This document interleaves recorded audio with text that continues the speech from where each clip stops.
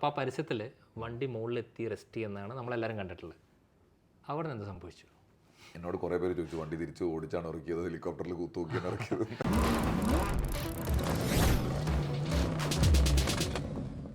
Harrier.tv കഴിഞ്ഞൊരു 2.5 വർഷം മുമ്പ് മുതൽ ഞാൻ കണ്ടുകൊണ്ടിരിക്കുന്നുണ്ട് പല ഓട്ടോ എക്സ്പോയിൽ.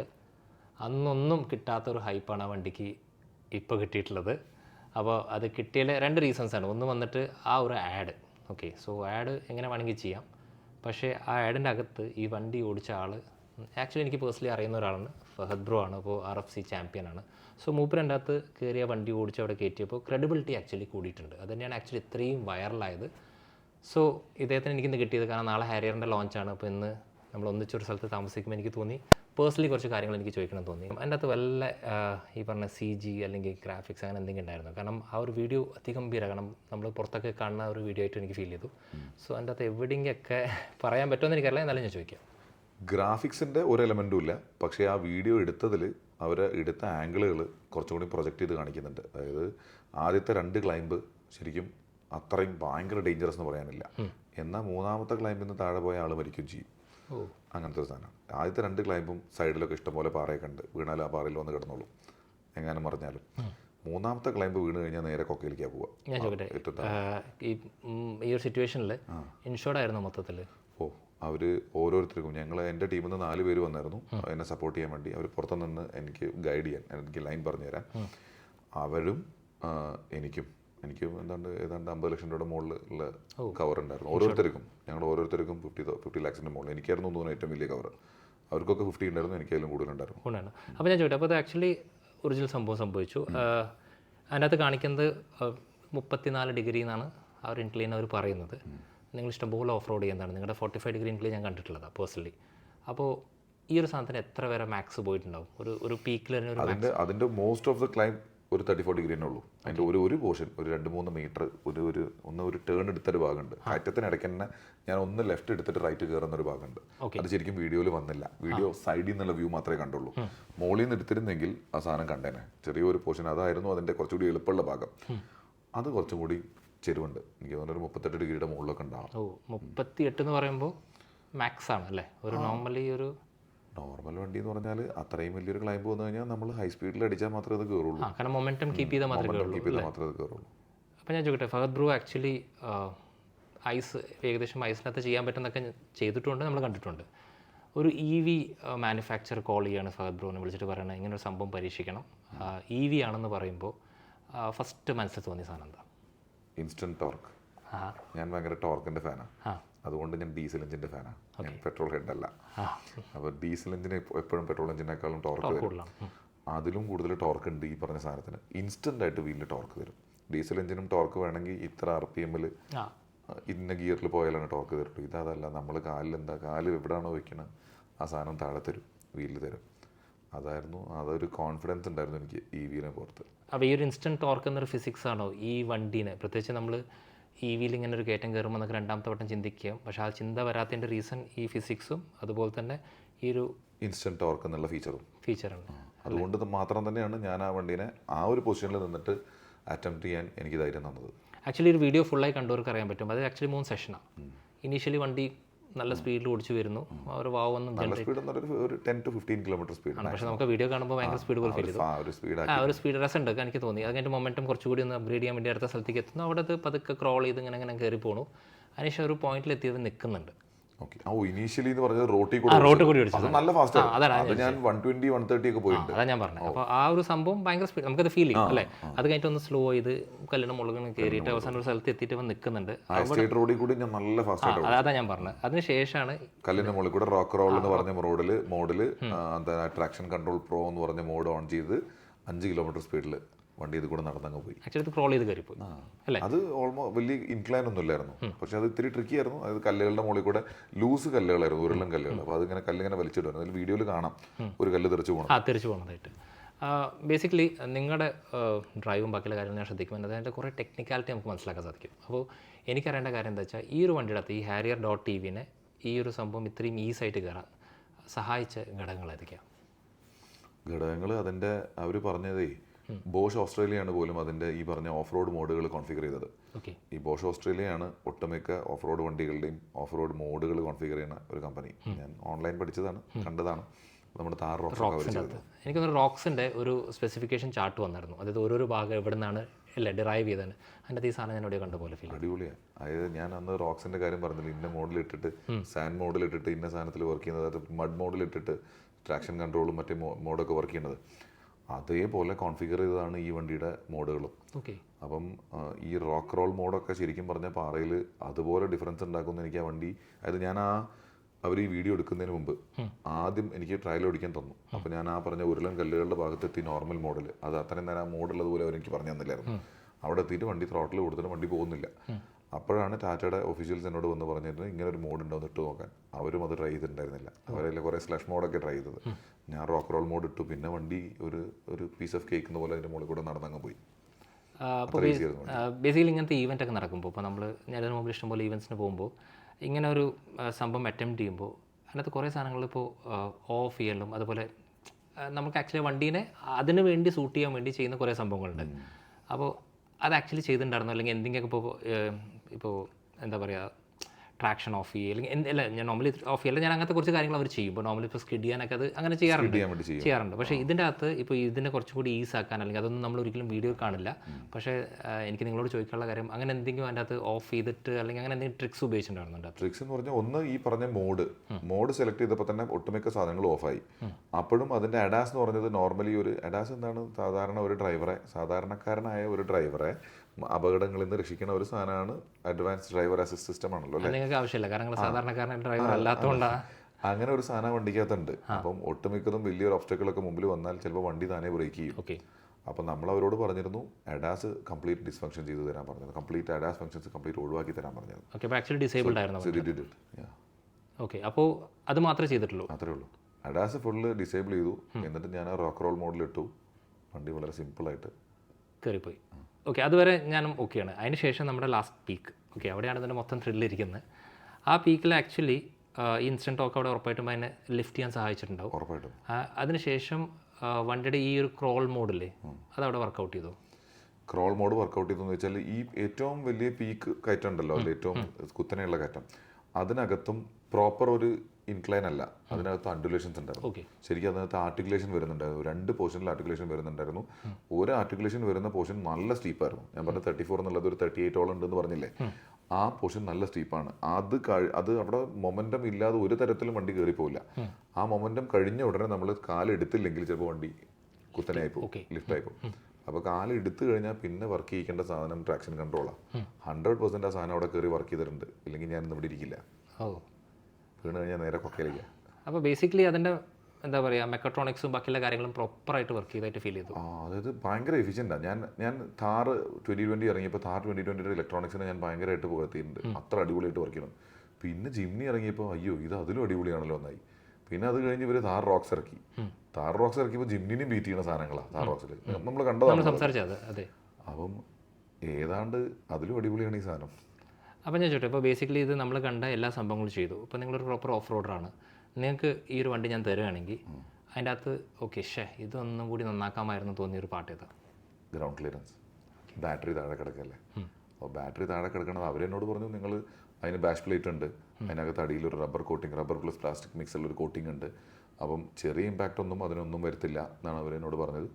ഞാൻ അത്യാവശ്യം കുറേ സ്ഥലങ്ങളിൽ വണ്ടി വരച്ചിട്ടുണ്ട്, വണ്ടി വരച്ചിട്ടുണ്ട്. കാരണം ഞാൻ എനിക്ക് ട്രയൽ അടിക്കാൻ തന്നതല്ലേ. ആ സമയത്ത് ഞാൻ എല്ലാ പാറയിലും കൊണ്ടു വരച്ചിട്ടുണ്ട്. അവസാനം ഞാൻ എൻ്റെ ലൈൻ കണ്ടുപിടിച്ചു, ഏത് ലൈനിൽ കൂടെ പോയാൽ ഉരയ്ക്കാതെ പോകാമെന്ന് കണ്ടുപിടിച്ചു. കാരണം അവർ കണ്ടിന്യൂസ് എൻ്റെ വീഡിയോ ഷൂട്ട് ചെയ്തുകൊണ്ടിരിക്കുക. ഞാൻ ഏത് ലൈനിൽ പോയാലും അവരുടെ ക്യാമറ എൻ്റെ പിന്നാലെ ഉണ്ടായിരുന്നു. അപ്പം അവസാനത്തേത് അവരെന്നോട് പറഞ്ഞു ഞങ്ങൾ റിഗ് ഫിറ്റ് ചെയ്തിട്ടുണ്ട് വണ്ടിയിൽ, അതായത് ക്യാമറ എല്ലാ സൈഡിൽ നിന്ന് ഫിറ്റ് ചെയ്തിട്ടുണ്ട്, നിങ്ങൾ താഴെ മുതൽ മേലെ വരെ ഓടിക്കണം. ആ ഓടിക്കൽ ഞാൻ എൻ്റെ ലൈൻ തീരുമാനിച്ച് തട്ടാത്ത ലൈനിൽ കൂടെ ഒരു ഇടി പോലും ഇടിക്കാതെയാണ് ഞാൻ മേലെ വരെ ഓടിച്ചത്. അതായത് ഇപ്പോൾ ഏകദേശം എത്ര ഉണ്ടാവും കോൺഫിഡൻസ് പ്രോപ്പറായിട്ട് പറയുകയാണെങ്കിൽ? ക്ലിയറൻസോ എനിക്ക് തോന്നുന്നു ഒരു 180 ഒക്കെ ഉള്ളൂ തോന്നുന്നു. ഓക്കെ, 180 എന്ന് പറയുമ്പോൾ പ്രത്യേകിച്ച് ഒരു SUV സംബന്ധിച്ചോളം വളരെ കുറവാണ് അത്. അപ്പോൾ ആ പരിസരത്തിൽ വണ്ടി മുകളിലെത്തി റെസ്റ്റ് ചെയ്യുന്നതാണ് നമ്മളെല്ലാവരും കണ്ടിട്ടുള്ളത്.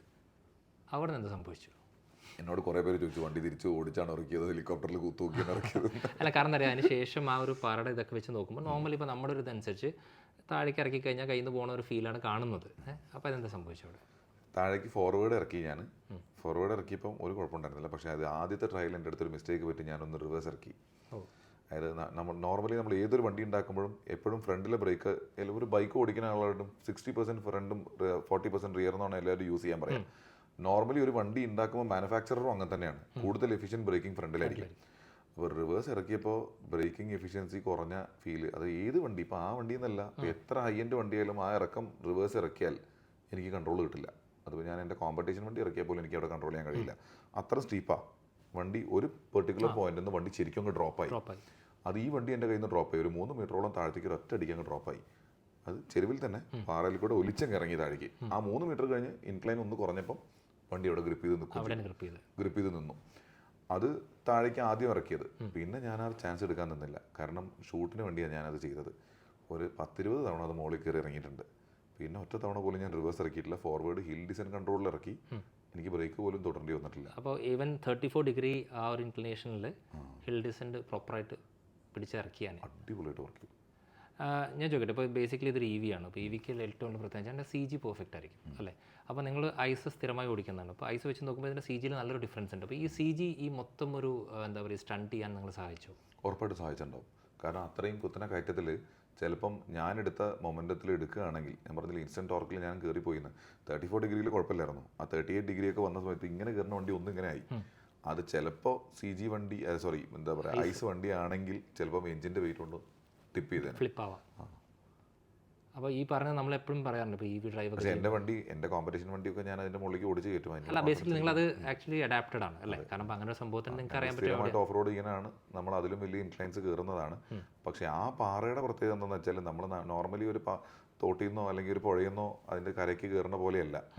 അവിടുന്ന് വീണതാ പിന്നെ നമ്മുടെ പൊടി പോലും എടുക്കാൻ ഉണ്ടാവില്ല. അത്രയും സ്റ്റീപ്പാണ്. അത് ആദ്യത്തെ 2 ഇൻക്ലൈൻ അല്ല പറഞ്ഞത്. 3ാമത്തെ ഒബ്സ്റ്റക്കിൾ, ഏറ്റവും ടഫസ്റ്റ് ഒബ്സ്റ്റക്കിൾ, അതായിരുന്നു ഏറ്റവും ടഫ്. ശരിക്കും ടഫ് എന്ന് പറഞ്ഞാൽ അത്യാവശ്യം എൻ്റെ വീട്ടിൽ നിന്ന് എല്ലാവരും എന്നോട് ചോദിച്ചു. അതിപ്പോൾ ഇതിൻ്റെ ട്രെയിലർ ഇറങ്ങിയല്ലോ, ടീസർ ഇറങ്ങിയ സമയത്ത് ഈ വീഡിയോ കണ്ടിട്ട് എന്നോട് എൻ്റെ ഫാമിലിയിൽ എല്ലാവരും ചോദിച്ചു, എടാ നീ എന്തിനാണ് ഇത് ചെയ്യണത്, റിസ്കി അല്ലേ? അപ്പോൾ ഞാൻ പറഞ്ഞു ഇത് ഓൾറെഡി ചെയ്തു പോയ വീഡിയോ ആണ്, നാളെ ഒറിജിനൽ വരും. അപ്പോൾ എൻ്റെ കസിൻസ് എല്ലാവരും എന്നോട് ചോദിച്ചു, എടാ നീ അത് ചെയ്യല്ലേ, അങ്ങനത്തെ റിസ്ക് എടുക്കല്ലേ? കാരണം ആ ടീസറിൽ തന്നെ അതിൻ്റെ ഒരു ഡെപ്ത് ഉണ്ട്. ടീസർ തന്നെ ആക്ച്വലി ഇതിനെ പുഷ് ചെയ്ത് ഈ കോണ്ടന്റ് ഇത്രയും പുഷ് ചെയ്യാനുള്ള മെയിൻ റീസൺ ആ ടീസറും ആ ഒരു ആംഗിളാണ്. എപ്പോഴും നമുക്ക് എന്താ വെച്ചാൽ നമ്മളെല്ലാവരും മനസ്സിൻ്റെ അകത്ത് ഒരു ആംഗിൾസ് ഉണ്ടല്ലോ, അതിൻ്റെ മുകളിലേക്ക് ഒരു വണ്ടി ചെയ്യും. അത് പ്രത്യേകിച്ച് ഒരു EV എന്ന് പറയുമ്പോൾ കുറച്ചുകൂടി ഹൈലൈറ്റ് ആയി. അങ്ങനെയാണ് ഈ സാധനം ഇത്രയും വൈറലായത്. അപ്പോൾ ഇത്രയും ചെയ്തു. അതിപ്പോൾ ഏകദേശം ഇതിപ്പോൾ എല്ലാം ഷൂട്ട് ചെയ്യുമ്പോൾ നമുക്കറിയാൻ പറ്റും EV ആണ്. അപ്പോൾ ഇവിടെ ഏറ്റവും വലിയ പ്രശ്നം റേഞ്ച് ഇഷ്യൂസാണ്. അപ്പോൾ നോർമലി ഇവർ ക്ലെയിം ചെയ്യുന്നുണ്ട്, ഇവർ കാണിക്കുന്നുണ്ട് ഏകദേശം ഒരു 560 അങ്ങനെ എന്തോ ഞാൻ കണ്ടു അതിൻ്റെ അകത്ത്. അപ്പോൾ ഫഹദ് ബ്രോ ഇത് ഇത്രയും ഒരു രാവിലെ മുതൽ കൈ തന്നതിന് ശേഷം ഇത്രയും ട്രയൽസൊക്കെ ചെയ്തതിന് ശേഷം ബേസിക് റോട്ടിൽ ഓടിക്കുന്ന പോലെയല്ല, കാരണം ഇത് ചെയ്യുമ്പോൾ കൂടുതലായിട്ട് കൺസപ്ഷൻ കൂടും. പിന്നെ 4x4 ആണ്, കൂടുതൽ ടോർക്ക് വീലിലേക്ക് വരുന്നുണ്ട്. എങ്ങനെ ഉണ്ടായിരുന്നു മൊത്തത്തിൽ എൻ്റെ SOC അല്ലെങ്കിൽ state of charge? State of charge എന്ന് പറഞ്ഞാൽ അവരെനിക്ക് വണ്ടി തരുന്നത്, അവർ തലേന്ന് ചാർജ് ചെയ്തിട്ട് അടുത്ത ദിവസം രാവിലെ ഒരു 4 മണി 5 മണിക്ക് ഞങ്ങൾ തുടങ്ങും ട്രാക്കിലേക്ക് പോലും. അപ്പം വണ്ടിയിലുണ്ടാവും ഒരു 90 to 95% ഓരോ ദിവസവും. കാരണം 7 ദിവസത്തോളം ഞങ്ങൾ അവിടെ നിന്നു. എല്ലാ ദിവസവും അവർ തലേന്ന് ചാർജ് ചെയ്യും. ഇതൊരു 18 കിലോമീറ്റർ എങ്ങാണ്ട് ദൂരെ പോയാണ് ചാർജ് ചെയ്യണത്. എന്നിട്ട് അവന്മാർ വണ്ടിയിലകത്ത് കുറേ നേരം AC ഇട്ടിരിക്കും. അതൊക്കെ കഴിഞ്ഞ് തിരിച്ചിപ്പോൾ ഇവിടെ വന്നിട്ടും ഓരോ ദിവസവും OBD കുത്തി ഓരോ സാധനങ്ങൾ ചെക്ക് ചെയ്യും, വണ്ടിയുടെ സ്റ്റാറ്റസ് ചെക്ക് ചെയ്യും. എന്നിട്ടാണ് രാവിലെ ഒരു 95%ലൊക്കെയാണ് എനിക്ക് വണ്ടി കിട്ടുക. അപ്പോൾ 95%ൽ എനിക്ക് കിട്ടിയപ്പോൾ പല തവണയും ഞാൻ കണ്ട റേഞ്ച് ഒരു 500, 550, 545 ഒക്കെയാണ് ഞാൻ കണ്ടത്. അങ്ങനെയാണ് എനിക്ക് കിട്ടുക. ഞാൻ ഓരോ തവണ ഇൻക്ലൈൻ കയറുമ്പോഴും ഒറ്റ തവണയിൽ ഞാൻ നോക്കിയിട്ടില്ല. കാരണം ഒരു രാവിലെ 5 മണിക്ക് തുടങ്ങിയ ചുരുങ്ങിയത് ഒരു 5 തവണ എന്നെ കൊണ്ട് മുകളിൽ കയറ്റിക്കും. അതൊക്കെ കഴിയുമ്പോഴത്തേക്ക് ഒരു 10%, 5 മുതൽ 10% വരെ കുറഞ്ഞിട്ടുണ്ടാവും. പിന്നെ അത് കഴിഞ്ഞ് ചിലപ്പം പുറത്ത് റോഡിലും ഓടിക്കാൻ, അതായത് എവിടെയൊക്കെയാണോ വീഡിയോ എടുക്കാൻ പറ്റുക അതൊക്കെ അവർ അന്ന് മുതലെടുക്കും. അപ്പോൾ ഒരു ദിവസത്തെ ഷൂട്ടൊക്കെ കഴിയുമ്പോൾ ഒരു 80 to 90% ചാർജ് പിന്നെ അതിന് ബാക്കിയുണ്ടാവും. അതായത് കിലോമീറ്റർ ഓടിയതല്ല അതിന്റെ കണക്ക്.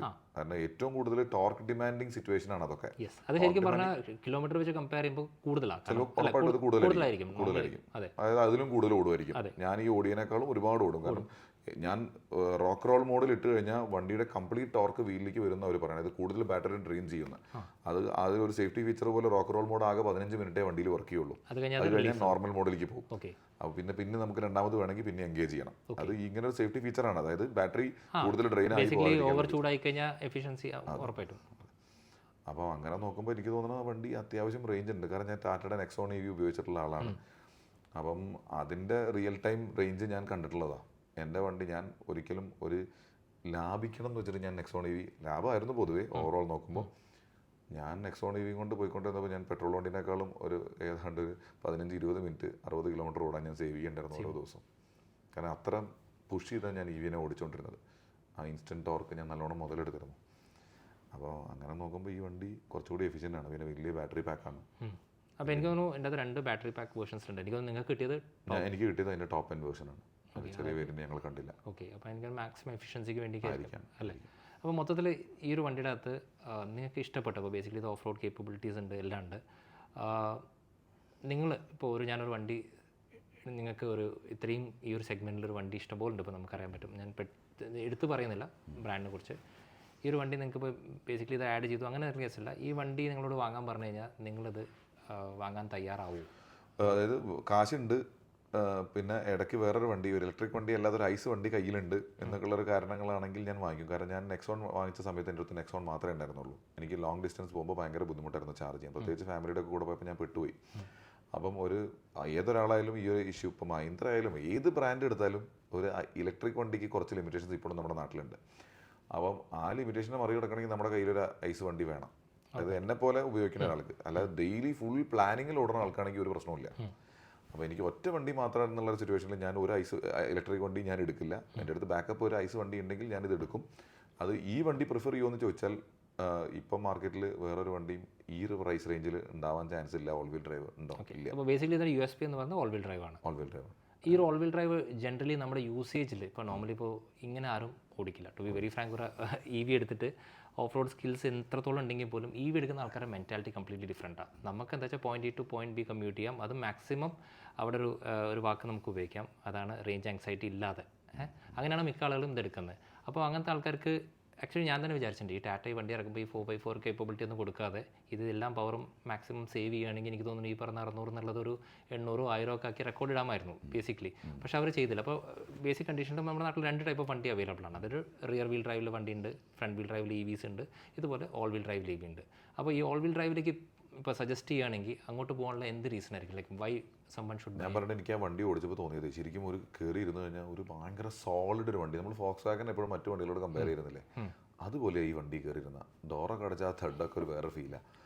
അങ്ങനെ ഒരു വണ്ടി, ഒരു ഹെവി വണ്ടി അങ്ങനെ കൊണ്ടു കിടക്കണം എന്ന് വെച്ചാൽ അത്യാവശ്യം ഞാൻ ഈ ഓഫ് റോഡ് ഓടിച്ച് തലയിൽ കുണ്ടാമണ്ടിയൊക്കെ കയറ്റി വെച്ചുകൊണ്ടായിരിക്കാം എനിക്ക് ലൈറ്റ് വെയിറ്റ് വണ്ടി ഓടിച്ചാൽ പേടിയാവാറുണ്ട്. ഇത്രയും ഹെവി വണ്ടീനെ ശരിക്കും ഒരു റിയർ വീൽ ഡ്രൈവ് മാത്രമാണെങ്കിൽ ഏതെങ്കിലും ഒരു സിറ്റുവേഷനിൽ ഞാൻ ഓവർ ത്രോട്ടിൽ ചെയ്താൽ എൻ്റെ കയ്യിൽ നിന്ന് ആ വണ്ടി പോകും.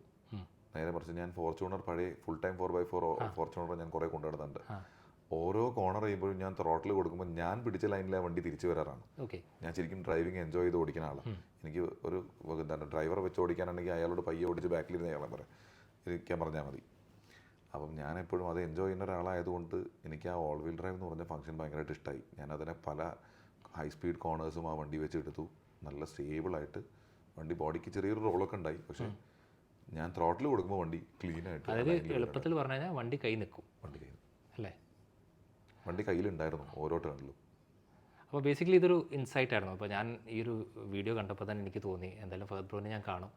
അപ്പോൾ ഇതിൻ്റെ ബേസിക്സ് അറിയണം. അപ്പോൾ പരസ്യം തന്നെയാണ്. അപ്പോൾ അത് വേറെ രീതി. പക്ഷേ അത് ഓടിച്ച ആൾ പരിചയമുള്ള ആളാകുമ്പോൾ പരസ്യത്തിലുള്ള കുറേ കാര്യം, കുറേ എന്നല്ല, ആ പരസ്യം ഞാൻ ഓടിച്ചതാണ് മുഴുവൻ.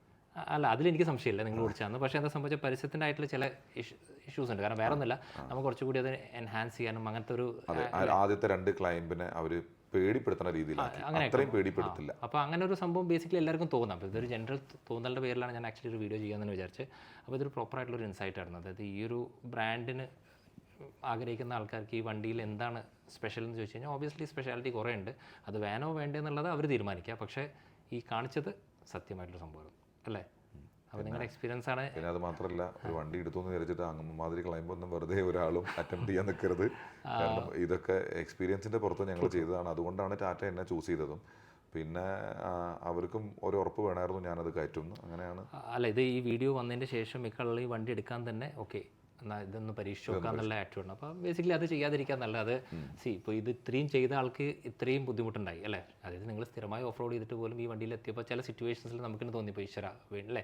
അപ്പോൾ ഉറപ്പായിട്ടും അതൊരു സെൻസിബിളി തീരുമാനം കാലം. പക്ഷേ ആക്ച്വലി വണ്ടി എനിക്ക് തോന്നുന്നു ഇതെല്ലാം കേട്ടതിന് ശേഷം വർത്ത് ദ ബൈ ആയിരിക്കും. കാരണം ഈ ഒരു അത്യാവശ്യം ഈ പ്രൈസ് പോയിന്റ് ഇപ്പോൾ എന്താണെന്ന് എനിക്കറിയില്ല, പക്ഷേ പ്രൈസ് പോയിന്റിൽ ഓൾ വീൽ ഡ്രൈവ് വാഹനം ഇല്ല ആക്ച്വലി ഈ വീൽ അല്ലേ. അപ്പോൾ അത് തന്നെയാണ് എൻ്റെ ഏറ്റവും വലിയ ഹൈലൈറ്റ്.